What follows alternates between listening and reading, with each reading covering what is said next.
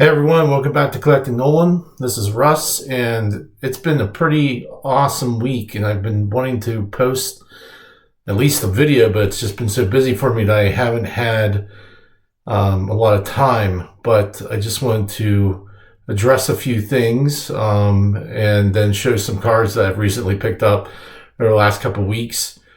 First things first is that the channel is approaching 100 subscribers. So that is incredibly awesome. And, I couldn't be more happy about that.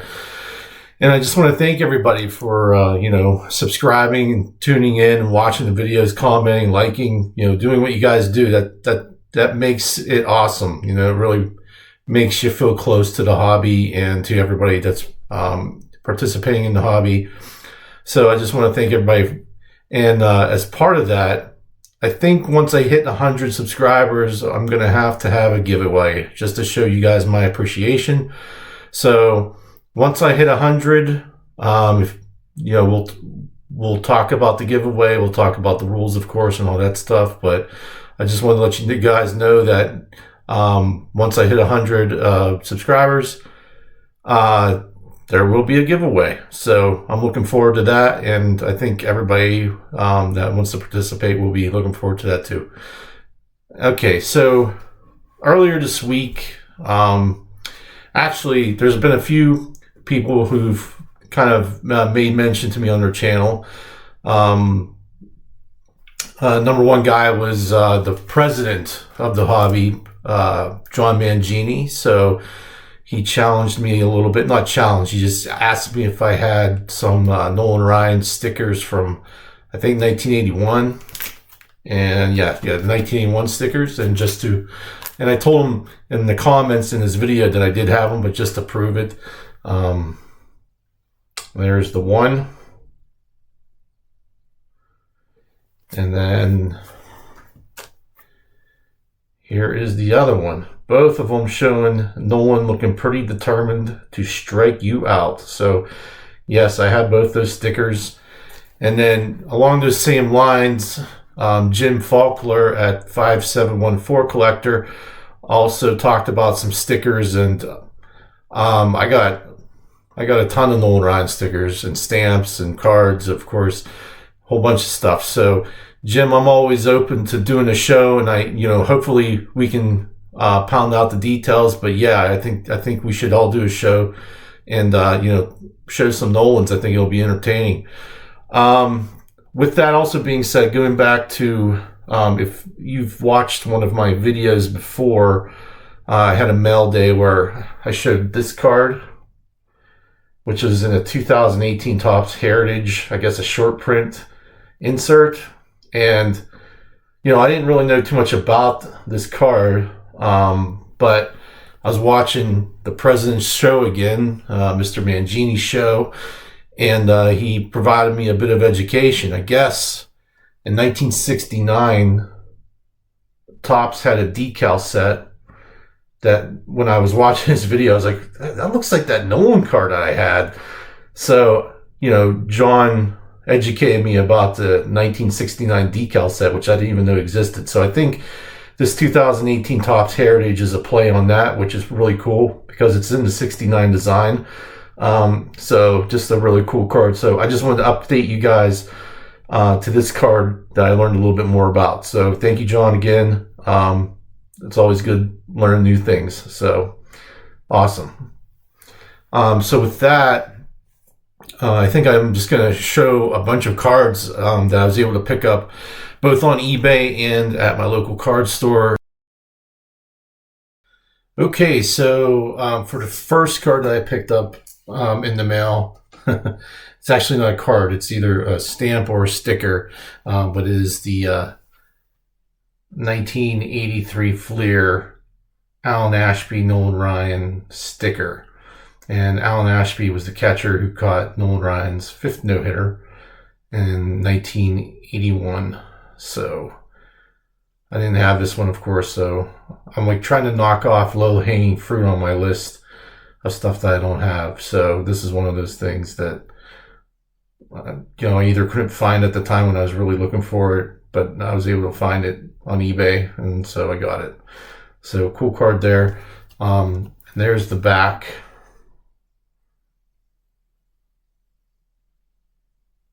Cool stuff. So that's the first one, but I thought it was funny because when I got it, you know, when you buy stuff off of eBay, you know, they tape the cards together in a, you know, in between cardboard and stuff, you know, to protect it in the mail, which I'm fine with. But I just thought it was cool because where in the world did they get that at? This is like from 1970. Well, I think this is the first year of the Kellogg's slash Twinkies, so I think that's like 70. I can't remember. It's in the 70s. So I think either they had a box of cards on it and they probably cut off the side panel and they had, you know, had this leftover, or they've had King Dons sitting around their house since the 70s and just decided to use the box. So I just thought that was pretty cool because I wasn't expecting to find that, which, you know, it's just kind of funny. All right. So the next card I picked up on eBay was this 2024 Topps Stadium Club pink foil. If you watched some of my other pickup mail days, I have a number of these. Like I have the chrome, I have the red, I have the base. So, and here is the back of that card. But as I see more of them in different colors and stuff, I just tend to pick them up if they're reasonably priced, you know.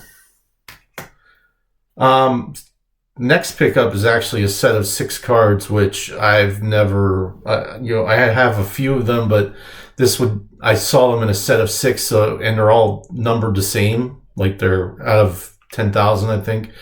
But I decided to pick it up because it was offered in a pack in the complete set of 6. So this is the 1993 Bleachers Jacksonville Sun 6-card set. So that knocks that off the list. And these cards are numbered 9,542 out of the very limited 10,000 cards made. So this is the first card in that set. Here is the second card of the set.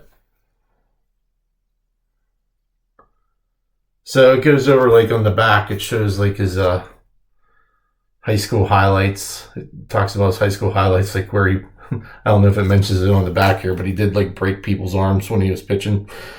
Doesn't mention that, but you know, it just goes over some of his highlights. And it even has like some of his Little League highlights on the back of that first card. So there's that.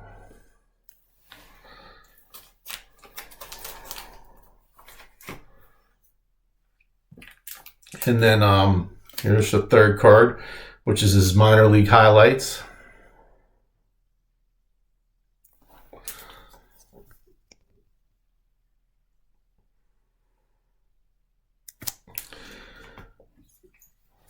Fourth card, which is his minor league statistics.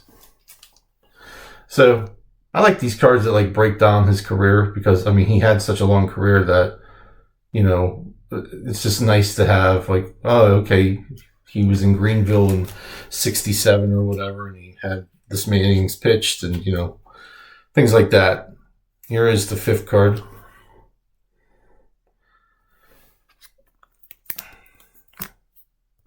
And I have pets. So like I can I've tried so hard to like just keep fur off of cards, but like you can't win with pets, man. I'm telling you. You know, I go over it with like I go over each card with like a one of those velvet brushes, like to get all the fur off, but nothing works, guys. Like it's just a game of you can't get it all. So if you see some fuzz on these, I apologize, but that's what happens when you have 2 cats, 2 dogs. So, all right. So that's the back of that one with his International Strikeout King. Well, that's cool. I never noticed that before. They talk about I'm going to butcher this guy's name, so I apologize. But Masaichi Kaneda is considered to be the greatest pitcher in the history of the Japanese leagues in a 20-year career. Kaneda struck out 4,490 batters, and upon his retirement, he had nearly 1,000 more strikeouts than anyone in the history of the game. But then on September 8th, 1987, Nolan, of course, surpassed him to put the record, to make it his. So, of course, we know Nolan went on to strike out 5,714 guys. So, he is the strikeout king. And then finally, his sixth card is his career highlights card, which I just think these cards are cool because, one, they're shiny, so that always gets my attention. And two, it shows him in his various wind-up, and follow-through poses. So, and it has him black and white photo during the minor leagues. So that's just cool to me. So,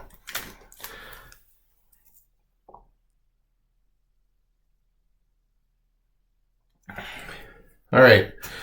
So another card I picked up was this 2006 Co-Signers Changing Faces Silver and Red Michael Young and Nolan Ryan out of 100. This is number 83 out of 100. And I'm still working on how to get the least amount of glare on these cards as possible. And I still struggle. So, but I also kind of prefer showing cards this way. I don't know how you guys feel about that, but with my ugly grill in the background. But I figured I'd try something different just to switch things up because I just feel like it today. So here's the front of that card. And I don't know too much about Michael Young, to be honest, but I just thought that was a very cool card with Nolan on it, so I had to have it. All right, next card I think is incredible. And it's from 2024 Topps. It's the black and white Nolan Ryan from the Topps Vault. So I've never seen this picture before on any card, and I just think it's a phenomenal picture. And it's with him with the Mets, of course. So what a great card that is. So when I saw that, I was like, I got to try to make that happen. And it wasn't expensive, but it wasn't a $2 card either. So, but it is a nice card. So that's what the back looks like. Next card is this 2024 Topps Series 1 Baseball Flashbacks Ryan and his fourth career no-hitter. So the fourth career no-hitter was against the Baltimore Orioles. I made a video about that. So you guys can look at that if you would like. And again, Furman. It's crazy. But this card has a darker back, so it's not shown up too great. So I apologize, but that's what the back looks like. It is number BF4. So baseball flashbacks. And at the end of his fourth no-hitter, he said, "I don't feel I've reached my peak," which this guy, his peak was 27 years. Well, not 27, maybe 24. Okay. You of course everyone has some rough times in their career, but he had a stellar 24 career. He was 27-year career with his first 3 years with the Mets weren't that great. And then he also hit some troughs in with the Astros. But at the same time, he threw a no-hitter with the Astros. He threw a no-hitter with the Rangers. He threw 3 no-hitters with the Angels, and he threw 2 no-hitters with the Rangers. You know what I mean? But eclipsed 5,000 strikeouts when he was 43 years old, or however old he was. I don't remember the exact dates, so I always have to refresh myself with the dates. But he was my age throwing no-hitters. I can't even, some days it's hard for me to get out of bed, let alone throw no-hitters. So Nolan was superhuman, if you ask me. Anyway, next card is the Topps 150 Years of Baseball's Greatest Moments. Look at that fur, guys. Like, come on. There's still some on there. Anyway, so this card commemorates Nolan being the first guy to have a $1 million a year plus contract. Now, it is my understanding that he wasn't like the first $1 million guy. That goes to Dave Parker, but I think Dave Parker's contract was for less than $1 million a year. So Nolan was the first guy to have over $1 million contract per year that he had. So he signed a 4-year, $4.5 million contract with the Astros. So that card commemorates that. And, that's a big point in baseball history too, because Nolan kind of opened up the gates for these guys now who make $4.5 million per game they pitch in or play in. So, there's that. And then not the final card, for eBay anyway. But this card here, I didn't have the promo for, but I've been showing you star cards.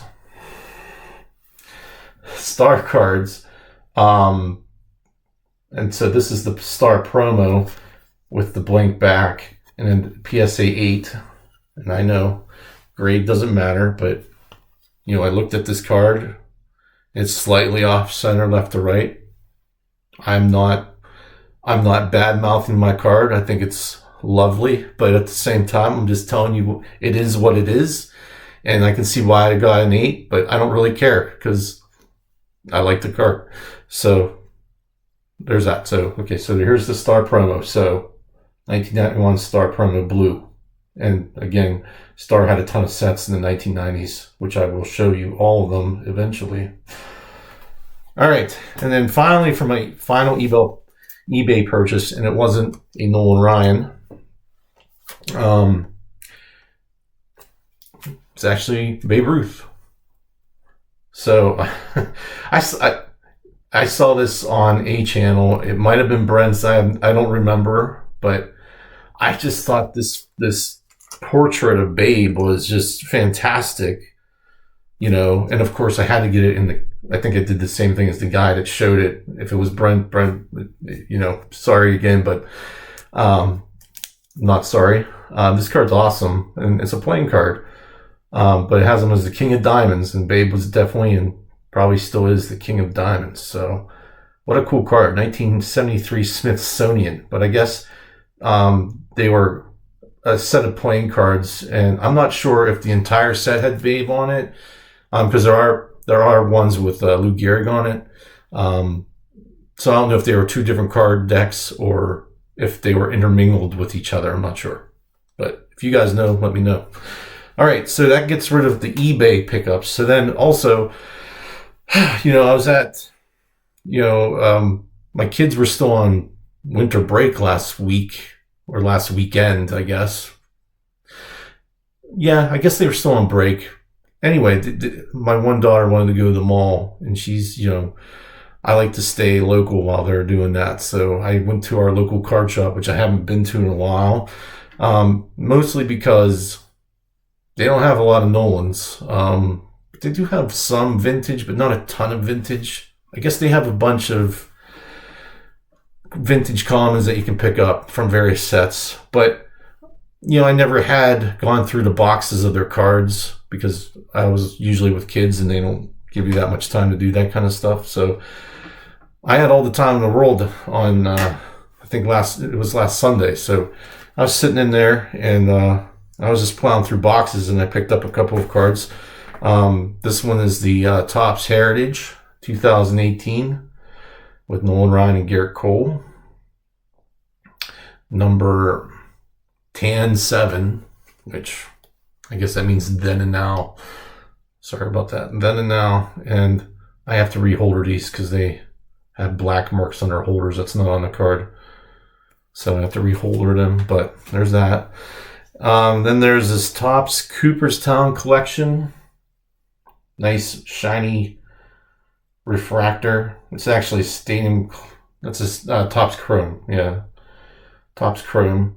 And I'm not sure if I already have this card or not, but I didn't want to take the chance because it was only $1. So I just bought it because there's at least two variations that I know of this card. One has a gold background with a palm tree in the background. It's like the quote unquote downtown version of the card. But I thought $1, sure, I'll take the chance. The next card is 2023 Topps Pristine. And I might also have this one, but again, for $1, I'll take that chance. Because I don't have to pay shipping. With eBay, well, you don't always have to pay shipping with eBay, but a lot of times you do. And that's like often more expensive than a card. It's kind of annoying if you ask me, but it's card number 87. Just a cool card. Early Angels pick with Nolan and his high leg kick there. So I thought that was pretty cool. And then next is a Allen and Ginter from 2017. Guys, do you say Ginter or Ginter? How do you... I think it's Ginter, but I've heard it said so many ways. But there's that one. And this is card number 60. But that's a cool portrait of Nolan. And cards use that portrait quite a bit. Like, he has a number of cards that have him in that pose. So, but cool card. And then, shockingly enough, I was able to find some cards that I didn't have from the early 90s that were in these dollar boxes. So I picked them up, and, you think, I guess I have to admit, I consider myself a super collector at this point because I got a lot of Nolan Ryan stuff, a ton, but I didn't have the 1993 Fleer base card. So when I'm fouling these, I'm like, well, what do you mean I don't have that? So I was kind of angry, but I was able to find it, and it's in pretty decent shape. I mean, there's some corner chip, like a little corner ding on the back, but all in all, it's a nice looking card, pretty sharp.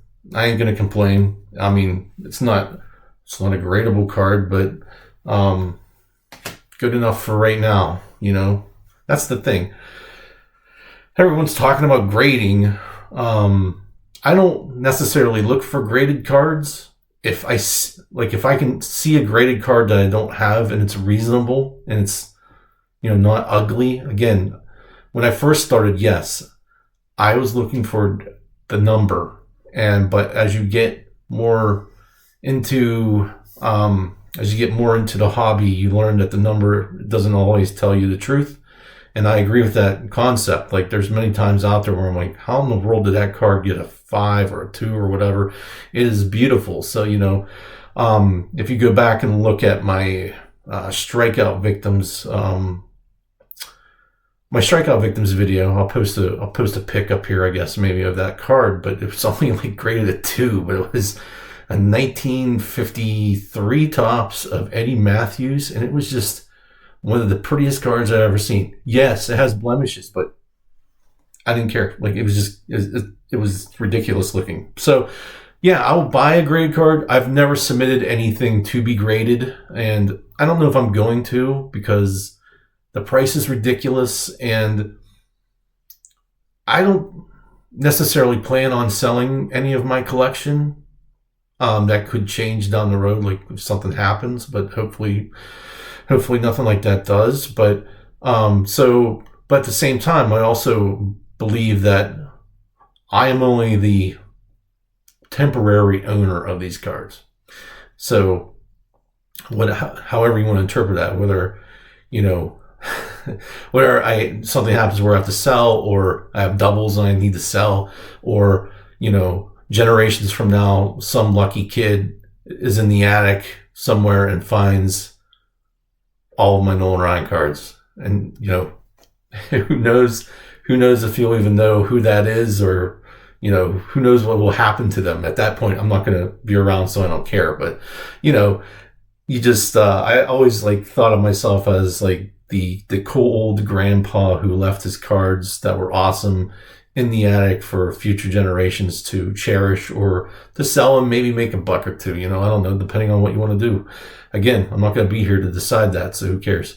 But anyway, so I get it why people grade because they want to get the most value into their cards. But, you know, at what point does, you know, John Mangini always says, you know, how much money would it cost me to grade my entire collection? And I'm sure John has a ton more cards than I do. Well, he has to, but yeah, it would cost a lot of money, which I have some money, but not that much money, and I don't think anybody does. So I think grading is more about flipping cards and selling cards, and that's fine. Like if that's what you do, then yeah, you want to pursue that and get the best amount of money for that card. But you know, if I see a card that's great, I'll pick it up. If it doesn't, I'm just happy to.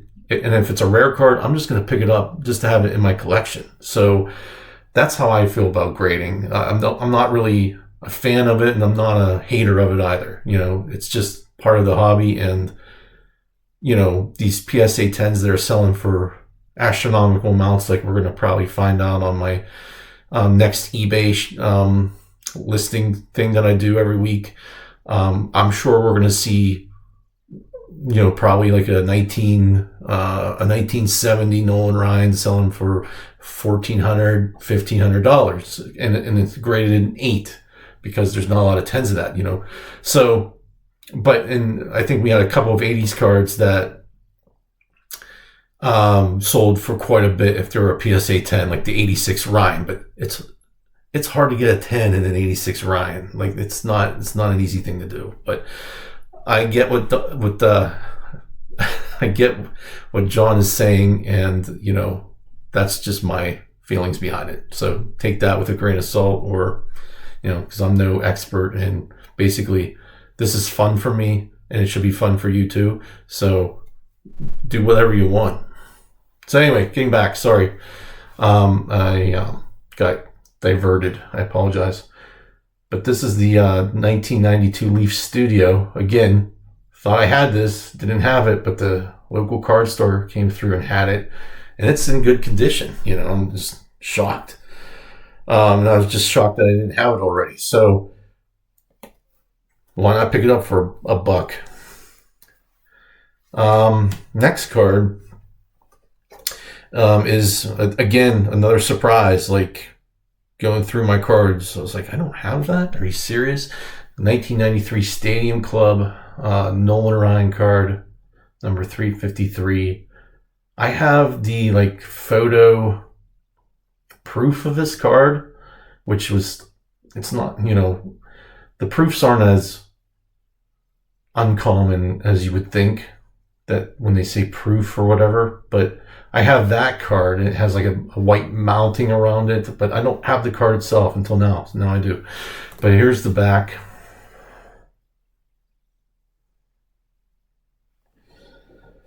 And then this next one is a 2018 Allen and Ginter. See, I almost said Ginter.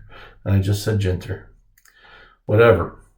Allen and Ginter, number 124.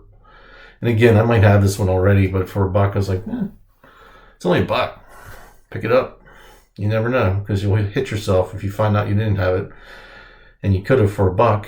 So again, that's not, that black mark's not on the card; it's on the back. I guess that's how they did their pricing or whatever. But that's a cool card. And then last card, guys. Here's the example of what I do. So I was walking through that local card store, and I saw this. It's the 2021 Donruss Optics Lights Out card, which Nolan pitching, it was probably going to be lights out for you. But I have this card already. I might have multiple copies of this. I think I do. But I saw it graded in a 10, and it was cheap. So why not, right? Like if it's there, why not? So again, if I see something that's a 10 and I can get it for, I think I paid $25 for this, and that still might be high, I don't know, but to me that was still kind of cheap for a 10. So I just thought, why not get it. So not an expensive card for an SGC 10. And I don't know how many of them. I didn't do that research yet. I have to categorize these cards still, and I just haven't had time yet. But anyway, so that's all for that. So guys, I just want to say, number one, I am very much looking forward to the next couple of episodes here. I'm working on my main episode, and I think I'm going to be redoing the title of it, because the title was kind of boring in my previous episodes. So if you remember episodes 2 and 3, they're about from 1947 to 1967. And then I think episode 3 covers 1968 to 1969. And then it covers, I'm going to be covering the 71 and the 72 season this time, though. So however that adds up. But I just need to catch your title, and I'm working on the script, and I'm really trying to just tell a story of Nolan's career with the cards. So that takes a little bit of time and a lot of editing. So I'm working on that. So stay tuned for that. But I'm also super excited to let you guys know that I picked up something big the other day, man. I cannot wait to show this. And it's not a card per se, but it kind of is. I don't know. You'll see it, because I'm going to show it, and it's fantastic. But it is definitely related to previous cards that I've shown on this channel. So I will give you that hint. But it is an extraordinary pickup, and I never thought I'd get it.